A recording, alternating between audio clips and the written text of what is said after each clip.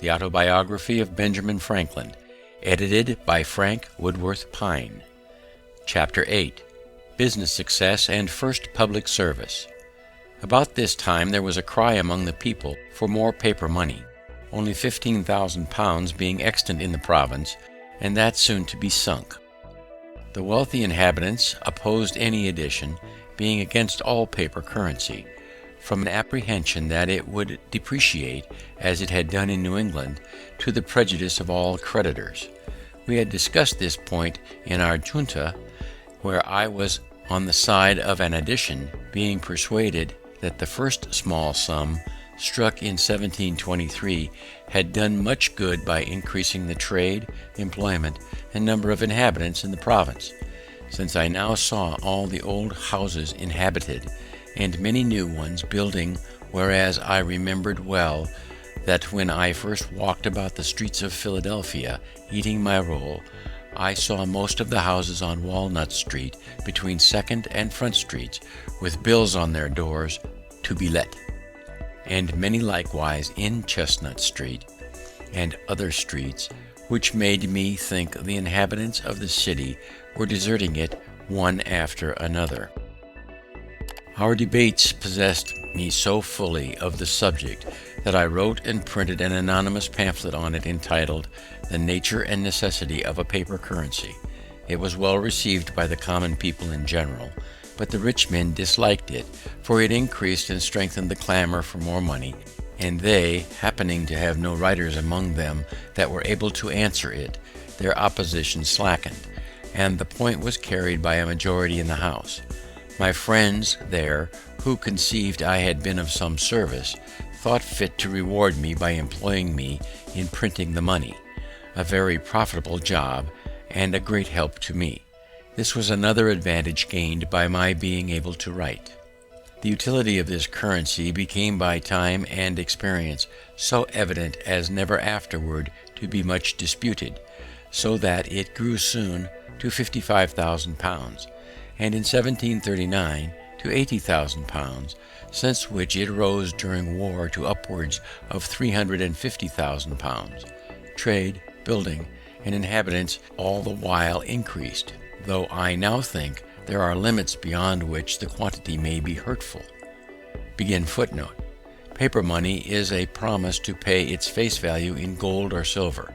When a state or nation issues more such promises, then there is likelihood of its being able to redeem. The paper representing the promises depreciates in value. Before the success of the colonies in the Revolution was assured, it took hundreds of dollars of their paper money to buy a pair of boots. End footnote. I soon after obtained, through my friend Hamilton, the printing of the Newcastle paper money, another profitable job, as I then thought it, small things appearing great to those in small circumstances. And these to me were really great advantages, as they were great encouragements. He procured for me also the printing of the laws and votes of the government, which continued in my hand as long as I followed the business. I now opened a little stationer's shop. I had in it blanks of all sorts, the correctest that ever appeared among us being assisted in that by my friend Brennetnall. I had also paper, parchment, chapman's books, etc. One Whitemarsh, a compositor I had known in London, an excellent workman, now came to me and worked with me continuously and diligently, and I took an apprentice, the son of Aquilla Rose. I began gradually to pay off the debt I was under for the printing house. In order to secure my credit and character as a tradesman, I took care not only to be in reality industrious and frugal, but to avoid all appearances to the contrary. I dressed plainly. I was seen in no places of idle diversion. I never went out a-fishing or shooting. A book, indeed, sometimes debauched me from my work, but that was seldom. Snug, and gave no scandal, and to show I was not above my business, I sometimes brought home the paper I purchased at the stores through the streets on a wheelbarrow, thus being esteemed as an industrious, thriving young man, and paying duly for what I bought. The merchants who imported stationery solicited my custom. Others proposed supplying me with books. I went on swimmingly. In the meantime, Keimer's credit and business declining daily, he was at last forced to sell his printing house to satisfy his creditors. He went to Barbados, and there lived some years in very poor circumstances. His apprentice, David Harry, whom I had instructed while I worked with him, set up in his place at Philadelphia, having bought his materials. I was at first apprehensive of a powerful rival in Harry, as his friends were very able and had a good deal of interest. I therefore proposed a partnership to him, which he, fortunately for me, rejected with scorn. He was very proud, dressed like a gentleman, lived expensively, took much diversion and pleasure abroad, ran in debt, and neglected his business, upon which all business left him, and finding nothing to do, he followed Keimer to Barbados, taking the printing house with him. There this apprentice employed his former master as a journeyman. They quarrelled often. Harry went continually behindhand, and at length was forced to sell his types and return to his country work in Pennsylvania. The person that bought them employed Keimer to use them, but in a few years he died. There remained now no competitor with me in Philadelphia, but the old one, Bradford, who was rich and easy, did a little printing now and then by straggling hands, but was not very anxious about the business. However, he kept the post office. It was imagined he had better opportunities of obtaining news. His paper was thought a better distributor of advertisements than mine, and therefore had many more, which was a profitable thing to him, and a disadvantage to me. For though I did indeed receive and send papers by the post, yet the public opinion was otherwise.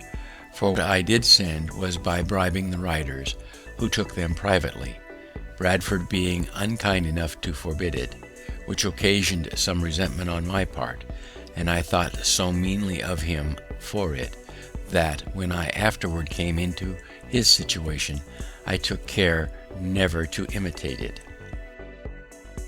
I had hitherto continued to board with Godfrey, who lived in part of my house with his wife and children, and had one side of the shop for his glazier's business, though he worked little, being always absorbed in his mathematics. Mrs. Godfrey projected a match for me with a relation's daughter, took opportunities of bringing us often together, till a serious courtship on my part ensued, the girl being in herself very deserving. The old folks encouraged me by continual invitations to supper, and by leaving us together, till at length it was time to explain. Mrs. Godfrey managed our little treaty.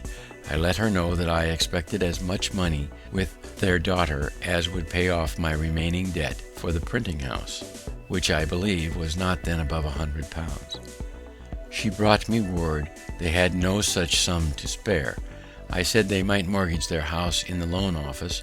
The answer to this, after some days, was that they did not approve the match, that on inquiry of Bradford they had been informed the printing business was not a profitable one, that types would soon be worn out and more wanted, that S. Keimer and D. Harry had failed one after the other, and I should probably soon follow them, and therefore I was forbidden the house and the daughter shut up. Whether this was a real change of sentiment or only artifice, on a supposition of our being too far engaged in affection to retract, and therefore that we should steal a marriage, which would leave them at liberty to give or withhold what they pleased, I know not, but I suspect the latter, resented it, and went no more. Mrs. Godfrey brought me afterwards some more favourable accounts of their disposition, and would have drawn me on again, but I declared absolutely my resolution to have nothing more to do with that family. This was resented by the Godfreys. We differed, and they removed, leaving me the whole house, and I resolved to take no more inmates. But this affair having turned my thoughts to marriage, I looked round me and made overtures of acquaintances in other places, but soon found that, the business of a printer being generally thought a poor one, I was not to expect money with a wife, unless with such a one as I should not otherwise think agreeable. A friendly correspondence as neighbors and old acquaintances had continued between me and Mrs. Reed's family, who all had a regard for me from the time of my first lodging in their house. I was often invited there and consulted in their affairs, wherein I sometimes was of service. I pitied poor Miss Reed's unfortunate situation, who was generally dejected, seldom cheerful, and avoided company. I considered my giddiness and inconsistency when in London as a great degree the cause of her unhappiness, though the mother was good enough to think the fault more her own than mine, as she had prevented our marrying before I went thither, and persuaded the other match in my absence. Our mutual affection was revived, but there was now great objections to our union. The match was indeed looked upon as invalid, a preceding wife being said to be living in England, but this could not easily be proved because of the distance, and though there was a report of his death, it was not certain. Then, though it should be true, he had left many debts, which his successor might be called upon to pay. We ventured, however, over all these difficulties, and I took her to wife, September 1st, 1730. None of the inconveniences happened that we had apprehended. She proved a good and faithful helpmate, assisted me much by attending the shop. We throve together, and have ever mutually endeavored to make each other happy. Thus I corrected that great erratum as well as I could. Begin footnote. Mrs. Franklin survived her marriage over 40 years. Franklin's correspondence abounds with evidence that their union was a happy one. We are grown old together, and if she has any faults, I am so used to them that I don't perceive them. The following is a stanza from one of Franklin's own songs written for the junta. Of their Chloes and Phyllises poets may prate, I sing my plain country Joan. These 12 years my wife, still the joy of my life, blessed day that I made her my own. End of footnote. About this time our club meeting, not at a tavern, but in a little room of Mr. Grace's, set apart for that purpose, a proposition was made by me that, since our books were often referred to in our disquisitions upon the queries, it might be convenient for us to have them together where we met, that upon occasion they might be consulted, and by thus clubbing our books to a common library, we should, while we liked to keep them together, have each of us the advantage of using the books of all the other members, which would be nearly as beneficial as if we each owned the whole. It was liked and agreed to, and we filled one end of the room with such books as we could best spare. The number was not so great as we expected, and though they had been of great use, yet some inconveniences occurring for want of due care of them, the collection, after about a year, was separated, and each took his books home again. And now I set on foot my first project of a public nature, that for a subscription library. I drew up the proposals, got them put into the form by our great scrivener, Brockton, and, by the help of my friends in the junta, procured 50 subscribers of 40 shillings each to begin with, and 10 shillings a year for 50 years, the term our company was to continue. We afterwards obtained a charter, the company being increased to 100, thus the mother of all the North American subscription libraries, now so numerous. It is become a great thing itself, and continually increasing. These libraries have improved the general conversation of the Americans, made the common tradesmen and farmers as intelligent, and most gentlemen from other countries, and perhaps have contributed in some degree to the stand so generally made through the colonies in defense of their privileges. Thus far was written with the intention expressed in the beginning, and therefore contains several little family anecdotes of no importance to others. What follows was written many years after in compliance with the advice contained in these letters, and accordingly intends for the public. The affairs of the Revolution occasioned the interruption. Begin footnote. Here the first part of the autobiography written at Twyford in 1771 ends. The The second part, which follows, was written in passing in 1784. After this memorandum, Franklin inserted letters from Abel James and Benjamin Vaughan, urging him to continue his autobiography. End of footnote. It is some time since I received the above letters, but I have been too busy till now to think of complying with the request they contain. It might too be much better done if I were at home among my papers, which would aid my memory and help to ascertain dates. But my return being uncertain, and having just now a little leisure, I will endeavor to recollect and write what I can. If I live to get home, it may be corrected and improved. Not having any copy here of what is already written, I know not whether an account is given of the means I used to establish the Philadelphia Public Library, which, from a small beginning, is now become so considerable, though I remember to have come down to near the time of that transaction. I will therefore begin here an account of it, which may be struck out if found to have been already given. At the time I established myself in Philadelphia, there was not a good bookseller's shop in any of the colonies to the southward of Boston. In New York and Philadelphia, the printers were indeed stationers. They sold only paper, etc., almanacs, ballads, and a few common school books. Those who loved reading were obliged to send for their books from England, and members of the junta had each a few.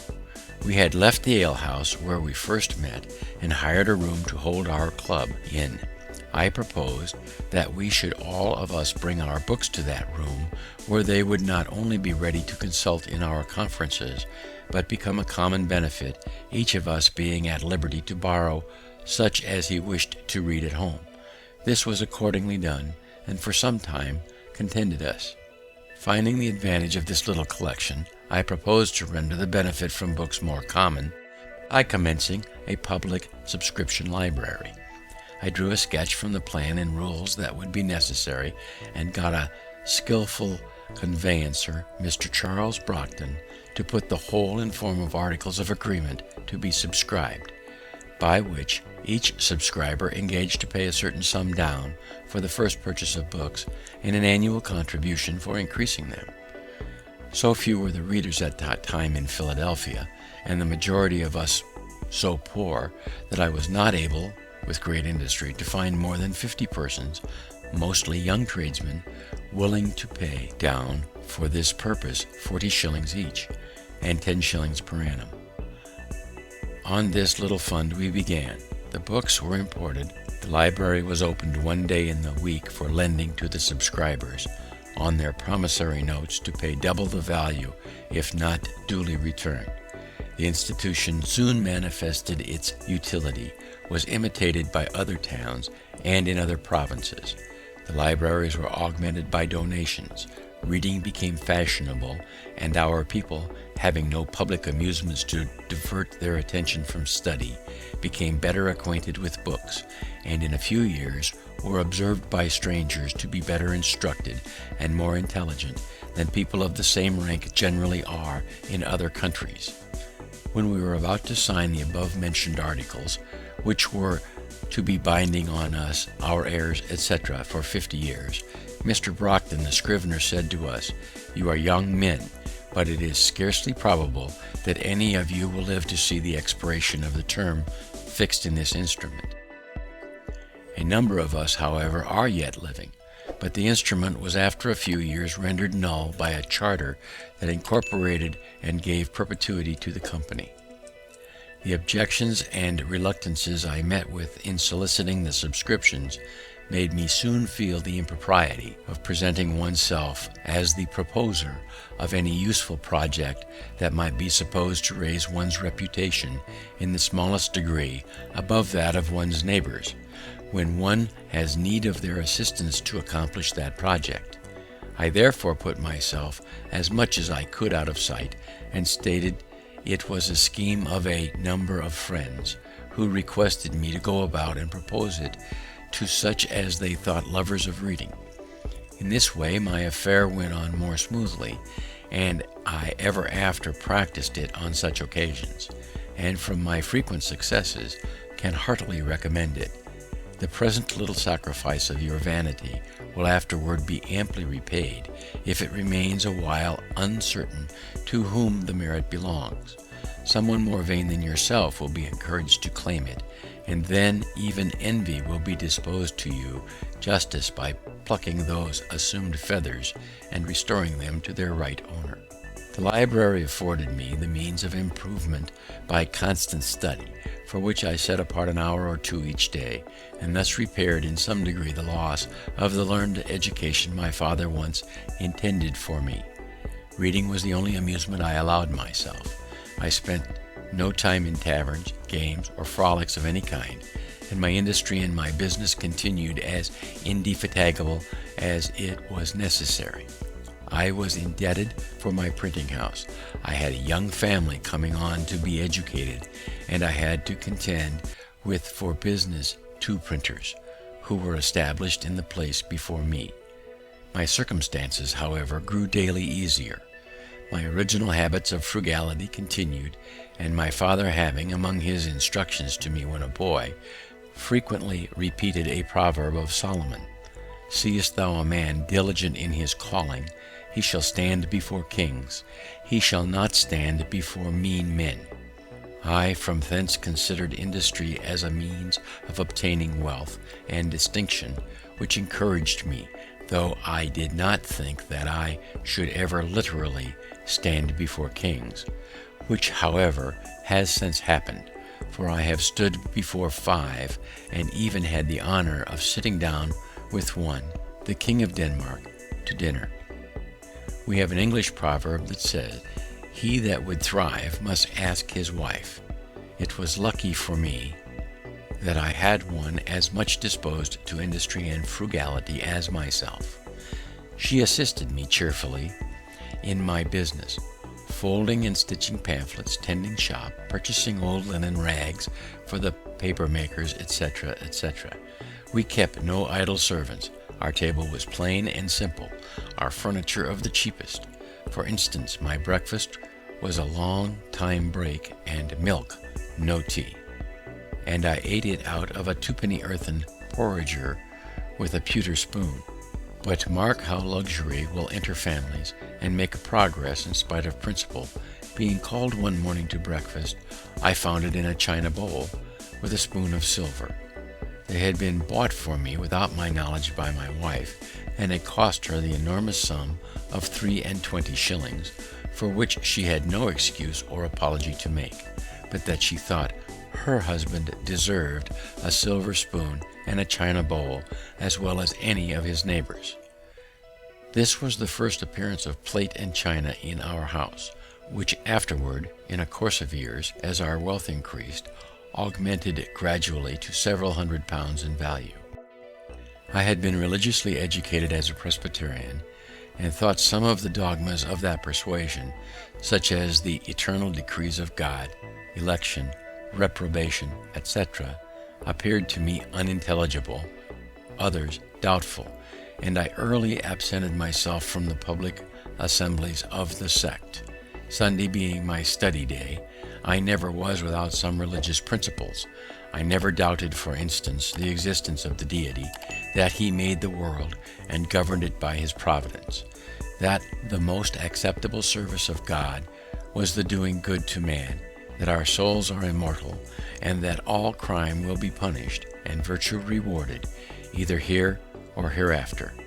These I esteemed the essentials of every religion, and being to be found in all the religions we had in our country, I respected them all, though with different degrees of respect, as I found them more or less mixed with other articles, which, without any tendency to inspire, promote, or confirm morality, served principally to divide us and made us unfriendly to each other. This respect to all, with an opinion that the worst had some good effects, induced me to avoid all discourse that might tend to lessen the good opinion another might have of his own religion. And as our province increased in people, and new places of worship were continually wanted, and generally erected by voluntary contribution, My might for such purpose, whatever might be the sect, was never refused. Though I seldom attended any public worship, I had still an opinion of its propriety and its utility when rightly conducted, and I regularly paid my annual subscription for the support of the only Presbyterian minister or meeting we had in Philadelphia. He used to visit me sometimes as a friend, and admonished me to attend his administrations, and I was now and then prevailed on to do so, once for 5 Sundays successively. Had he been, in my opinion, a good preacher, perhaps I might have continued, notwithstanding the occasion I had for the Sunday's leisure in my course of study. But his discourses were chiefly either polemic arguments or explanations of the particular doctrines of our sect, and were all to me very dry, uninteresting, and unedifying, since not a single moral principle was inculcated or enforced, their aim seeming to be rather to make us Presbyterians than good citizens. At length he took for his text that verse of the 4th chapter of Philippians: "Finally, brethren, whatsoever things are true, honest, just, pure, lovely, or of good report, if there be any virtue or any praise, think on these things." And I imagined in a sermon on such a text he would not miss of having some morality. But he confined himself to the 5 points only, as meant by the apostle, viz. 1. Keeping holy the Sabbath day. 2. Being diligent in reading the Holy Scriptures. 3. Attending duly the public worship. 4. Partaking of the sacrament. 5. Paying a due respect to God's ministers. These might be all good things, but as they were not the kind of good things that I expected from that text, I despaired of ever meeting with them from any other, was disgusted, and attended his preaching no more. I had some years before composed a little liturgy, or form of prayer, for my own private use, viz. in 1728, entitled Articles of Belief and Act of Religion. I returned to the use of this, and went no more to the public assemblies. My conduct might be blamable, but I leave it without attempting further to excuse it, my present purpose being to relate facts and not to make apologies for them. End of chapter 8.